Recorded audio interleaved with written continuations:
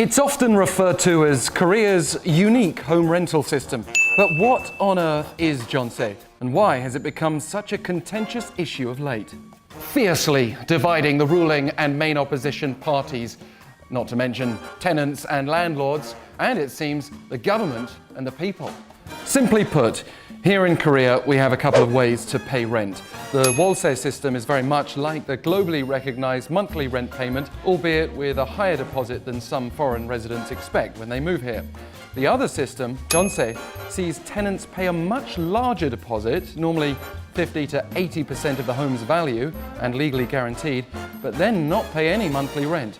Jeonse is part of the culture and seen by many tenants as preferable. Even those who take out a Jeonse loan save money because the bank payments can be a lot lower than Jeonse, especially in this low interest era. Of course, the low interest factor is a problem for landlords' earnings from the Jeonse deposit, and they've compensated by either driving up those deposits even higher or switching to Jeonse. Now there's a threat to the Jeonse system that puts it on the path to extinction. At least that's according to main opposition United Future Party lawmaker Yoon Hee-suk, and her comments have drawn huge support online over the last few days. 저는 임차인입니다. 저에게 든 생각은 4년 있다가 꼼짝없이 월세로 들어가게 되는구나 하는 생각이었습니다. 이제 더 이상 전세는 없겠구나. 그게 제 고민입니다. 제 개인의 고민입니다. New laws passed by the ruling Democratic Party, despite a UFP boycott, allow tenants to extend two-year Jeonse contracts for 2 further years with a 5% cap on the size of deposit increase. Knowing that this would happen, many landlords already raised Jeonse deposits or switched to Jeonse. Speaking as a tenant herself, Yoon raised the alarm with Jeonse transactions in June dropping to a record low. Take, for example, a large apartment complex in southern Seoul with more than 4,400 units. Well, just 7 of those are reportedly available for Jeonse contracts. And the average Jeonse price for an 84 square meter apartment in a popular Gangnam apartment building reached 1.65 billion won this year, or nearly 1.4 million US dollars, 150 million won higher than before the coronavirus pandemic started.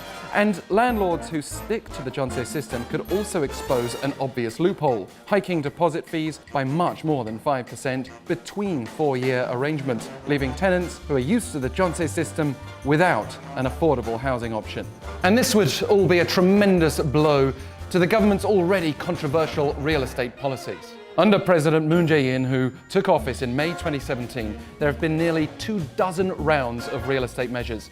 Even Moon's supporters often concede that these well-meaning measures have struggled to hit their target of real estate speculation amid panic buying. The Citizens Coalition for Economic Justice cites government and bank data when claiming that Seoul's apartment prices have risen 52% during Moon's presidency, reaching 920 million won on average, or more than 770,000 US dollars. You can imagine what that's doing to Jeonse deposits as a significant percentage of that. The ruling party's Yoon Jun-byung has countered that the Jeonse system is old-fashioned and doomed to disappear naturally. Based on the recent uproar, it could be the party that is under threat as ordinary tenants suffer.